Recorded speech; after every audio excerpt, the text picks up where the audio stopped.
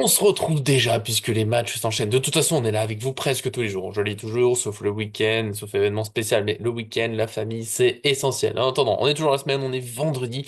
Et le PSG va déjà jouer ce samedi à 21h05 contre Reims, 19e journée de Ligue 1. Et donc le classique, le point sur le groupe, l'équipe a possible, nos pronostics. Vous le voyez, je suis tout seul aujourd'hui. À la haute forme T3. C'est comme ça. Paris fan, c'est comme le PSG. L'effectif tourne beaucoup. On s'adapte à chacun en ce moment. Voilà, calendrier un peu compliqué pour tous. Mais on est quand même toujours là pour vivre les matchs ensemble, la saison du PSG, le mercato qui sera aussi un petit peu évoqué, un petit point, puisqu'il s'est passé deux, trois petits trucs depuis mercredi.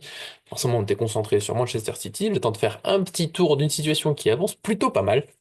Avant ça, n'oubliez pas le petit j'aime sur la vidéo, ça fait toujours plaisir. On avance, on construit ensemble. Les lives, je les ai pas évoqués dernièrement. Ça arrive, ça va se faire petit à petit. Jusque-là, c'est pas la semaine pour tout ça. Là, c'est plutôt voilà, la semaine dans tous les sens. Je l'ai dit hier. Merci d'ailleurs pour les messages de soutien pour ma fille. Rien de super grave. Une belle grippe quand même. Normalement, tout va bien se passer. On s'inquiète pas outre mesure, mais ça chamboule un petit peu le quotidien, évidemment. Car une grande fois, merci. Et maintenant, on se lance pour ce PSG Reims. Un tout petit peu de mercato.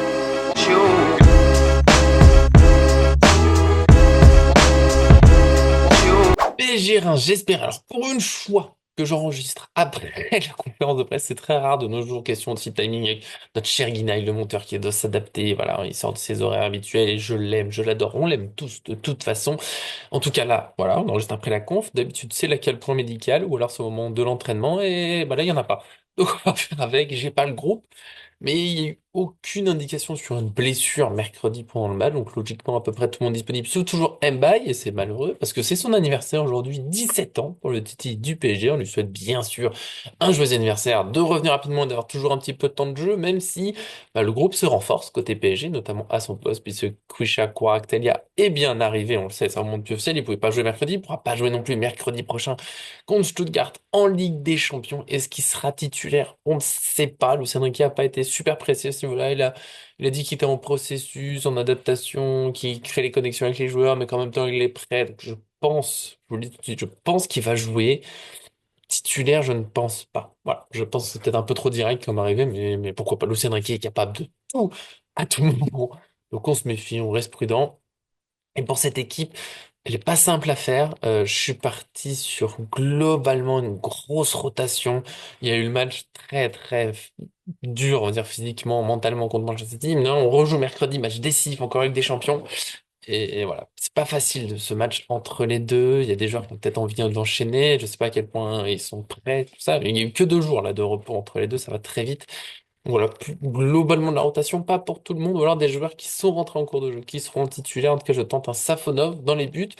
Donnarumma a fait un très bon match contre City et plusieurs fois, le Enrique a fait tourner en championnat avant des gros matchs. Ça n'a pas été le cas la dernière fois, mais je me dis que là, peut-être entre les deux, voilà, Safonov, ça lui fait du temps de jeu avant de rejouer en Coupe de France, peut-être le mercredi d'après contre Le Mans. Je le tente.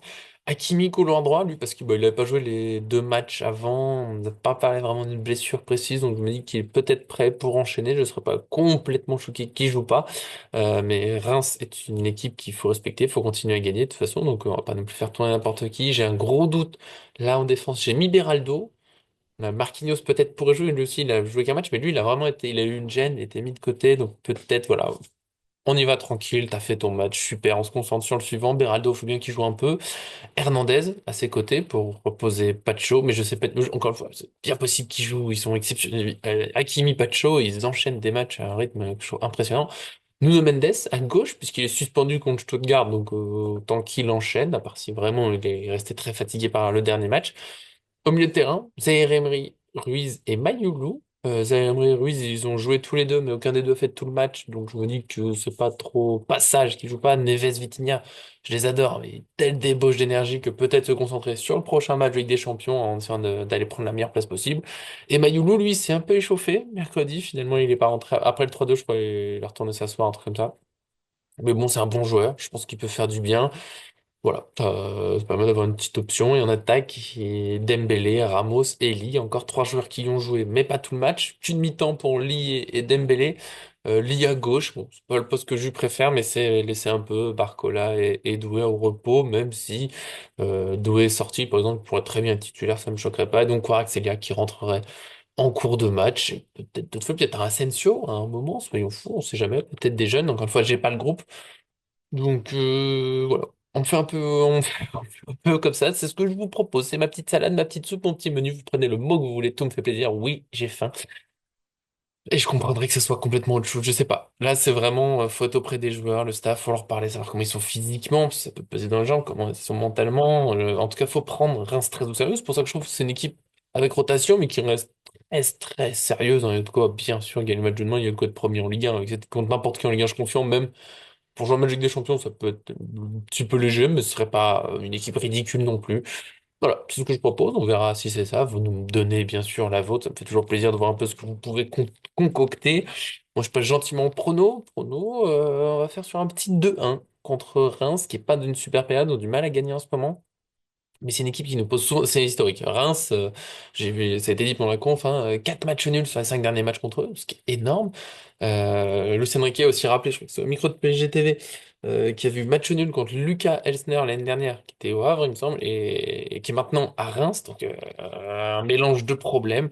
C'est un match entre deux rencontres de Ligue des Champions super intense, parce qu'il y a eu Stuttgart, c'est moins attendu que City, mais c'est le dernier match, faut pas se louper, faut se qualifier, faut aller chercher la meilleure place possible. Donc, là, c'est la semaine où c'est la Ligue des Champions qui est dans toutes les têtes, d'où la rotation, qui me paraît logique, toujours pas sûr.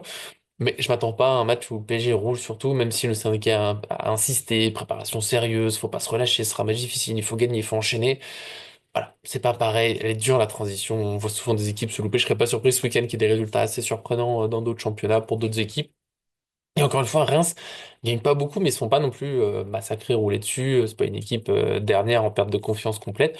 Voilà, je m'attends à un match un peu compliqué, un peu serré, mais quand même les efforts faits pour gagner, le truc sérieux. 2-1, ça me paraît pas trop mal. J'hésite avec 2-0 même, mais le petit but pris, peut-être il y aura 2-0, un 2-1 se fait un peu peur, ou un 0-1, enfin voilà, un petit truc comme ça. Vous me dites aussi ce que vous en pensez. Le bon score, les applaudissements quand j'oublie pas. C'est arrivé une fois que j'oublie de vérifier. Ok? On s'énerve pas. On s'énerve pas. Je vérifierai avant le débrief. Si vous avez eu le bon prono, on dit votre nom, on applaudit. Si vous avez même les buteurs, je vous improvise une chanson. Sachant que je vérifie euh, les pronos pour que la chanson soit improvisée, je vous dis tout. Je vérifie ce que vous avez mis comme prono entre l'intro et quand je reprends. Donc si, en gros, je fais mon intro, je revérifie les pronos, si je vois qu'il y en a un qui a les bons buteurs, je vous le dis, direct, je me mets à chanter. Ces chansons improvisées, c'est impro. C'est comme ça, c'est parti. Et si c'est pour moi-même, bah, c'est moins improvisé parce que moi je me rappelle de mon prono. D'ailleurs, les buteurs, bien sûr, euh, Ramos et Mayoulou pour ce petit 2-1. Voilà. Ramos Mayoulou, ça, si je l'ai, bah, elle sera dure à obtenir la chanson. Mais enfin, il y aura peut-être d'autres petits défis, je sais pas, encore d'autres trucs, je sais pas. On trouvera. Ça me paraît pas mal pour le match, bien sûr. Une petite potée champenoise devant le match, ça fait toujours du bien. Un plat, je le répète, la tradition Paris fan, un plat de la région adverse, la potée champenoise, c'est sympa, ça réchauffe en ce moment, il fait froid. On se fait plaisir, on regarde le match tranquillement à 21h05. Ne l'oubliez pas, c'est plus 21h le samedi soir, c'est 21h05. C'est très important. Ils ont dit que c'était une question d'éditeur, enfin de préparation de l'avant-match pour les chaînes. Bon, moi, ça change pas grand-chose, limite ça m'arrange, mais ce sont d'autres détails.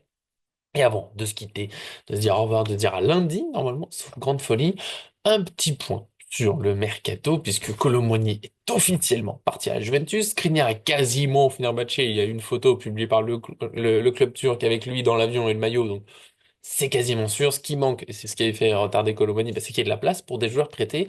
Et pour ça, bah, c'est Ndour qui normalement quitte le Beşiktaş, fin du prêt. Et Bernat, il serait question de d'arrêter le prêt, de rompre son contrat au PSG, qui re-signe après au Villarreal. Pas de grosse perte pour le PSG, puisque Juan Bernat, c'est très rare, était en sous contrat jusqu'en 2025 et prêté, donc pas grand-chose à récupérer au bout, juste de pas payer son salaire.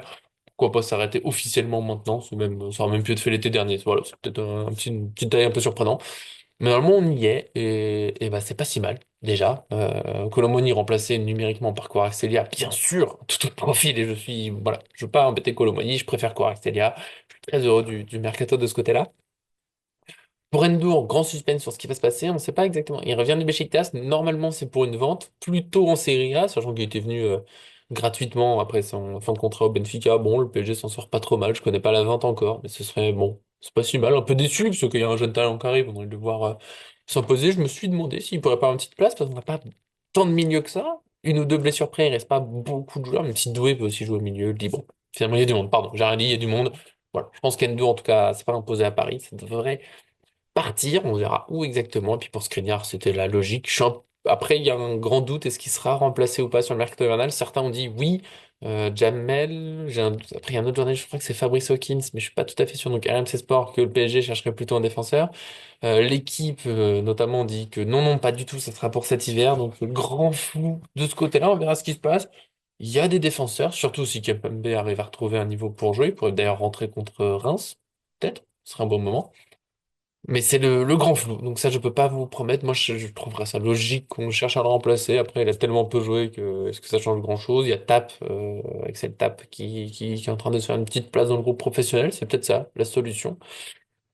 On verra comment ça se passe. Un petit peu de suspense. Il nous reste une grosse semaine de mercato. Ça sera le 3 février, il me semble, pour le PSG. Donc on verra comment ça se passe. On vous tiendra bien sûr au courant.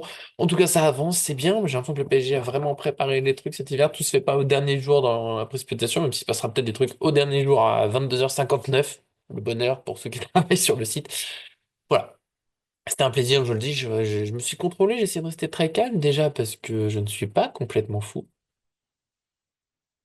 Voilà, je vous ai convaincu. Et puis, voilà, je vous le dis très honnêtement, j'ai dit, ma fille a la grippe, elle est en train de faire sa sieste pendant que j'enregistre et j'essaie de ne pas la réveiller. J'espère que j'ai quand même parlé assez fort pour qu'on m'entende bien. Sinon, bah, bon, le monteur augmente un petit peu le son. C'est l'habitude que c'est l'avantage quand on est tout seul. Mais normalement, tout va bien. Elle a tousse un petit peu, mais tout va bien. Ne vous inquiétez pas, les amis. On se retrouve lundi.